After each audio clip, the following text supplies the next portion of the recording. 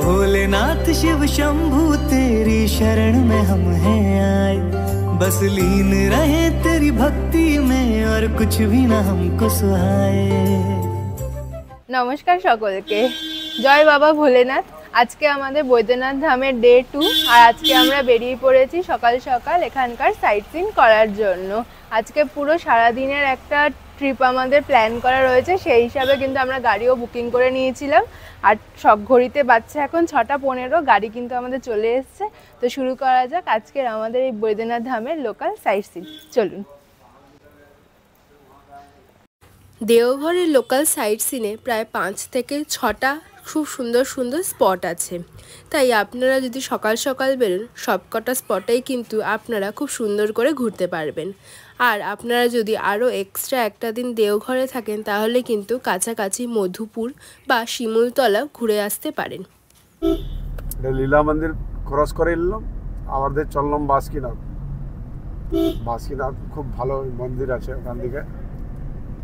ये Assam express highway road.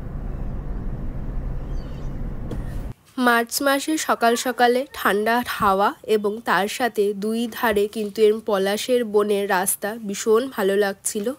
और ताछाड़ा एखाने देखलाम नतून करे किन्तु ब्रिजও तैरी होच्छे, ताई परवर्तीकाले किन्तु देवघर थेके बासुकीनाथ मंदिर जेते खूब कम समय लागबे। बर्तमाने देवघर थेके बासुकीनाथ मंदिरेर डिस्टेंस प्राय 43 किलोमीटार्स एवं समय किन्तु लागे 1 থেকে 1.5 ঘন্টার কাছাকাছি। মাঝখানে বেশ কিছু জায়গায় রাস্তা একটু খারাপ থাকায় সময়টা এখন একটু বেশি লাগে। চলে এসেছি মন্দিরের কাছে আর প্রথমেই চোখে পড়লো এত সুন্দর একটা তোরণ এবং তারপরে দেখলাম আই লাভ বাসুকিনাথ ধাম বলে একটি সুন্দর জায়গাও কিন্তু তৈরি হয়েছে ফটো তোলার জন্য। ফাইনালি প্রায় 1 ঘন্টা ড্রাইভের পর নেমে গেছি একদম বাসুকিনাথ মন্দিরের সামনে। ঘড়িতে বাজছে 7:30।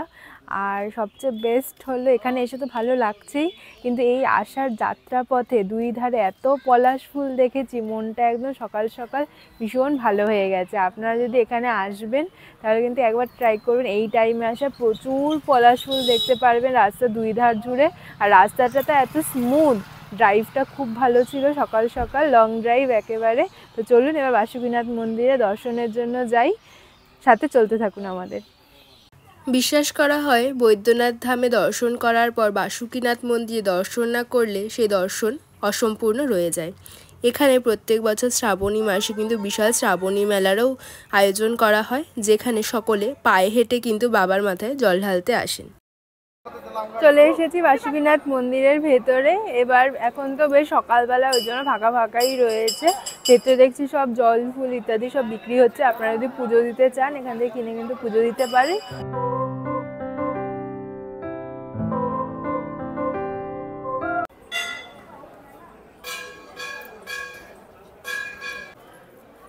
हर हर महादेव टीका पड़े निয়েছি সকাল সকাল। এবার যাব বাসুকিনাথ মন্দিরের দর্শনে। এই মন্দির কিন্তু প্রায় 150 বছরেরও পুরনো মন্দির, এখানে প্রতিষ্ঠা হয়। আর বাসুকিনাথ বাবার তো অনেক মহিমা রয়েছে। সাগর মন্থনের সময় কিন্তু এই জ্যোতির্লিঙ্গকেই যে বাসুকিনাথ সর্প উনি অভিষেক করেছিলেন, সেইখান থেকে কিন্তু নাম পড়েছে বাসুকিনাথ মন্দির। তো চলুন দর্শনটা আগে সেরে নিই, তারপর বাকি কথা বলছি।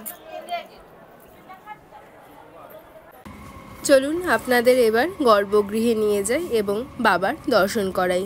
যেহেতু সেদিন হোলি ছিল সেজন্য সকলেই কিন্তু বাবার মাথায় আবির রং ইত্যাদি দিচ্ছিলেন এবং তার সাথে তো ছিলই জল অভিষেক এবং দুধ দিয়ে অভিষেক করা। বেলা বাবার স্পর্শ দর্শনের কিন্তু সুযোগ পাওয়া যায়। ভেতরে দেখলাম সবাই কিন্তু পুজো দিচ্ছে, আমাদেরও খুব ভালো করে দর্শন হয়ে গেল। এবার মন্দির থেকে বাইরে বেরিয়ে চারিদিকে কিন্তু আরো অনেকগুলি ছোট ছোট মন্দির আছে, সেগুলো দর্শন করতে ভুলবেন না। যেমন দেখতে পেলাম মা কালীর মন্দির রয়েছে, এই পাশে কিন্তু রাধাকৃষ্ণ মন্দির রয়েছে। তো সব মিলিয়ে এই মন্দিরগুলো কিন্তু আপনারা অবশ্যই দর্শন করবেন।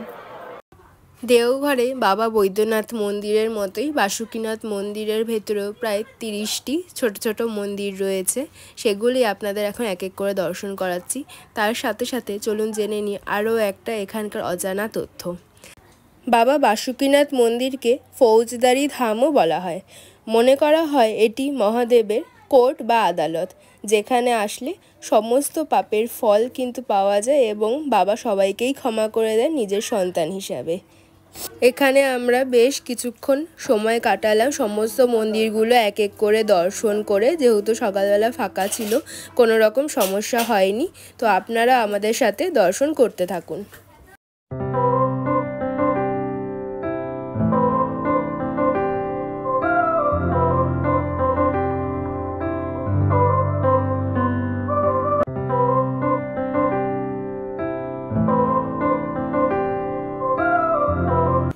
বাবা বৈদ্যনাথ মন্দিরে আপনাদের যেরকম চন্দ্রকূপ দেখিয়েছিলাম সেরকমই বাসুকীনাথ মন্দিরেও কিন্তু একটি কূপ রয়েছে।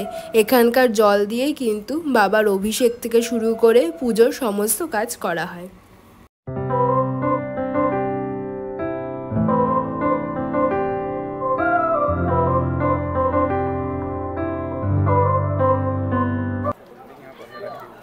আমাদের মোটামুটি আজকে বাসুকীনাথের এখানে দর্শন শেষ। খুব ভালো লাগলো এখানে দর্শন করে, সকালবেলা ফাঁকার মধ্যে দর্শন করতে পেরেছি। তো এরপরে যাব আমাদের নেক্সট ডেস্টিনেশন। এখন এখান থেকে বেরিয়ে যাব। আপনারা যদি যখন আসবেন অবশ্যই কিন্তু বাসুকীনাথ মন্দিরে দর্শন করবেন। চলুন পরের ডেস্টিনেশনে। আবার গাড়িতে উঠে একই রাস্তা দিয়ে আমরা ফিরে চলে আসলাম এবং প্রায় 45 মিনিট পরেই আমরা চলে আসলাম আমাদের সেই দিনের পরবর্তী ডেস্টিনেশন ত্রিকুট পাহাড়। এই ত্রিকুট পাহাড় কিন্তু দেওঘর বা বৈদ্যনাথ ধাম থেকে মাত্র 15 কিলোমিটার দূরেই অবস্থিত। তাই আপনারা যদি দূরের বাসুকীনাথ মন্দিরে না যেতে চান তাহলে কিন্তু এখানে সহজেই অটো ভাড়া করে চলে আসতে পারেন। গেটের তোরণ দিয়ে ঢুকে আমরা এর বেশ কিছুক্ষণ কিন্তু গাড়ি চালিয়ে ভেতরে যেতে হলো। দুই ধারে আবার সেই পলাশের বন দেখতে দেখতে ভীষণ ভালো লাগছিল।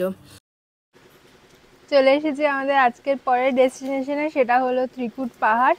এখানে ওপরে একটা শিব মন্দির আছে, আর তাছাড়া কিন্তু পাহাড়ের ওপর দিয়ে আরও অনেক দেখার জায়গা আছে। তবে তার জন্য কিন্তু আপনাদের গাইডের প্রয়োজন। আমরা আর গাইড নিইনি, এখান থেকে সোজা গিয়ে আমরা মন্দিরে দর্শন করে চলে আসবো। তো চলুন।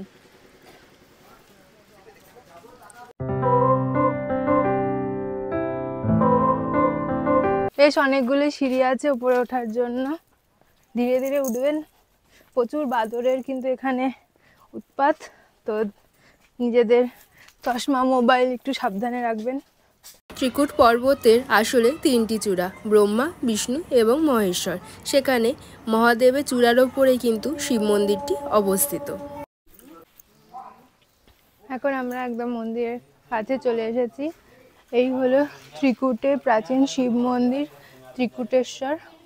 তার সাথে সাথে দেখছি এই পাশে রয়েছে মাতা পার্বতীর একটা মন্দির, আর এখানে যে মাঝখানে সিঁড়িটা দেখছেন, এইখানে এই সিঁড়ি দিয়ে কিন্তু আপনারা উপরে উঠে যেতে পারেন। উপরে ঝর্ণা আছে, কিন্তু আমি সাজেস্ট করবো খুবই একটু রিস্কি ব্যাপার, তো সেই বুঝে শুনে যাবেন। কিন্তু মনে করা হয় রাবণ যখন হাতে স্বয়ম্ভু শিবলিঙ্গকে নিয়ে যাচ্ছিলেন লঙ্কার দিকে, তখন তিনি বিশ্রামের জন্য এই ত্রিকুট পর্বতের ওপরেই অবস্থান করেন এবং সেই সময় কিন্তু তিনি বিষ্ণুকে দেখতে পান এবং বিষ্ণুর হাতে তখন শিবলিঙ্গ দিয়ে উনি যান নিজের লঘু শঙ্কা কাটানোর জন্য। এবং পরবর্তীকালে বিষ্ণু বৈদ্যনাথ ধামে, যেখানে এখন মহাদেব রয়েছেন, সেখানে শিবলিঙ্গ স্থাপন করে দেন। এই হলো এই জায়গার মহিমা।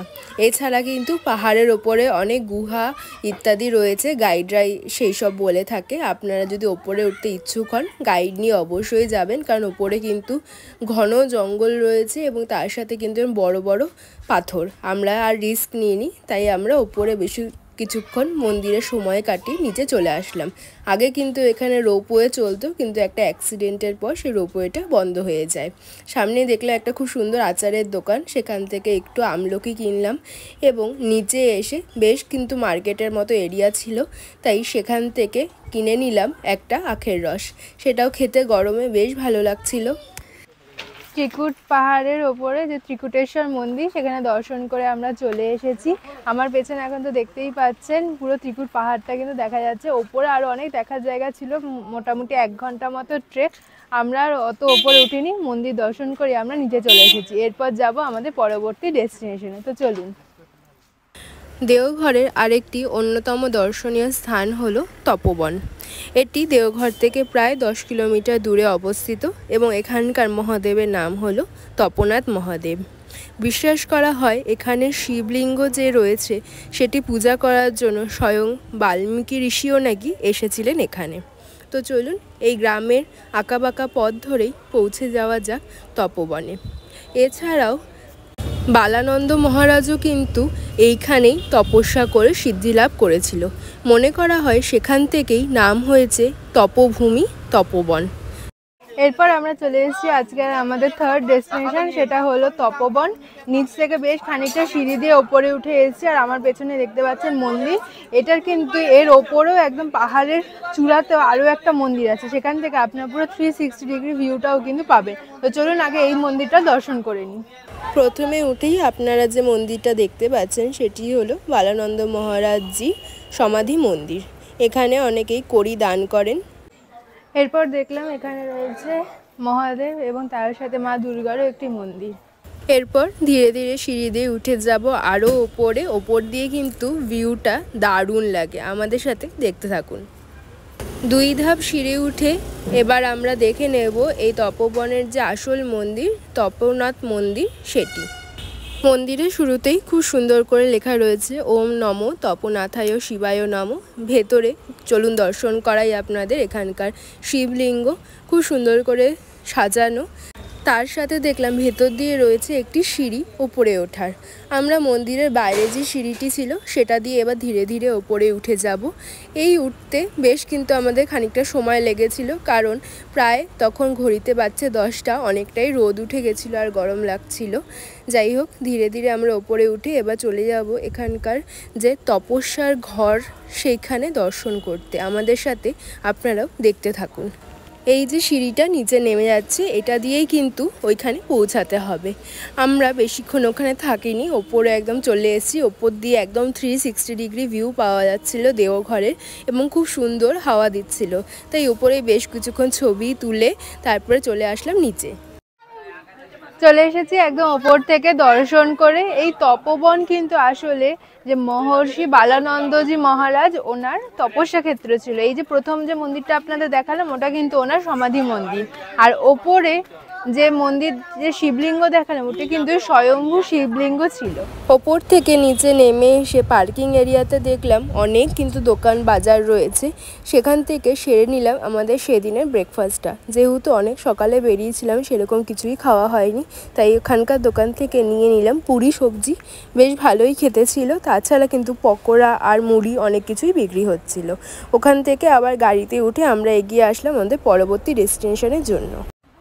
এরপর চলে এসেছি আমাদের আজকে পরের ডেস্টিনেশন জগৎবন্ধু আশ্রম দেখার জন্য। আর এসেতে দেখলাম একটা বিশাল বড় শিব মূর্তি কিন্তু এখানে তৈরি করা আছে। চলুন মন্দিরের ভেতরটাও ঢুকে দেখব। চলে এসেছি মন্দিরের ওপরে, আর এখন এই মন্দিরের কপাট খুলল দুপুরের ভোগারতির পর।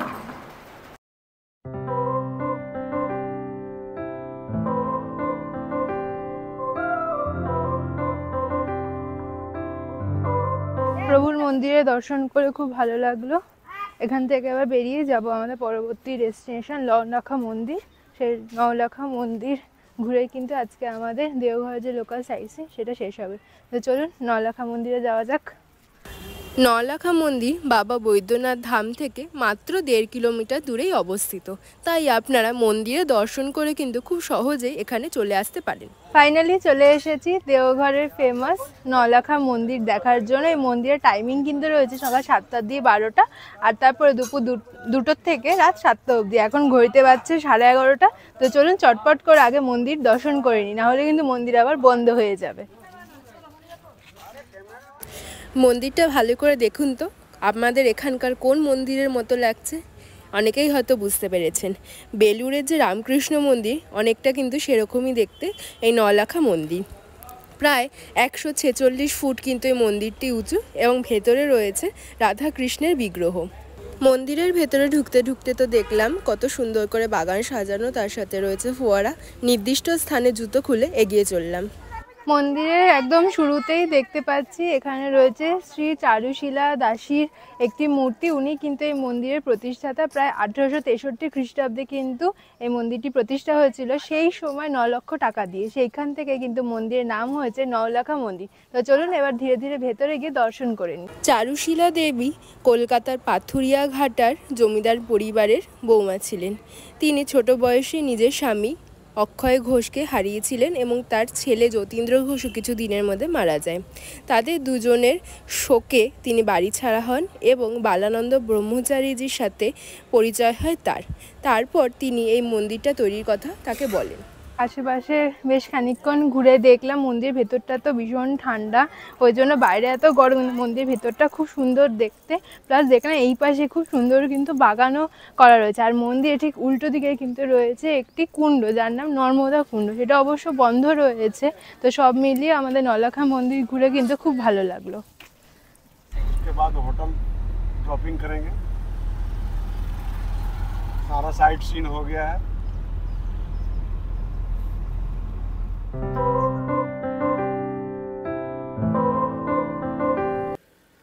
আজকের আমাদের দেওঘরের লোকাল সাইট সিন কমপ্লিট হয়ে গেছে। ভীষণ ভালো ছিল এক্সপিরিয়েন্স।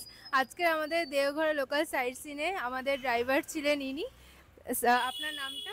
विजय राउत। আর আপনার ফোন নাম্বারটাও একটু বলে দিন। 80 84 72 30 13।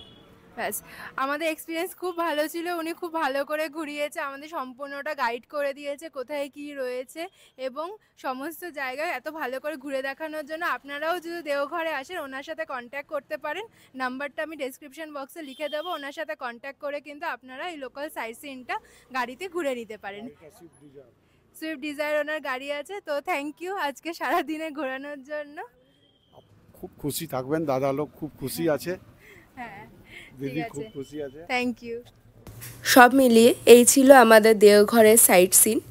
আপনারা যখন দেওঘর আসবেন অবশ্যই একটা দিন রাখবেন এই লোকাল সাইট সিনগুলো করার জন্য। পরের ভিডিওতে কিন্তু শেয়ার করব দেওঘরের একটা খুব ইন্টারেস্টিং জায়গা, সেটা হলো একটা অ্যামিউজমেন্ট পার্ক। সে দেখার জন্য কিন্তু অবশ্যই আমাদের চ্যানেলটা সাবস্ক্রাইব করে রাখবেন। আর এই ভিডিওটা ভালো লাগলে লাইক করে দেবেন, কমেন্টে আমাদের জানাবেন, শেয়ার করবেন নিজেদের বন্ধুবান্ধব আত্মীয়দের সাথে। দেখা হবে পরবর্তী একটি ভিডিওতে। ধন্যবাদ।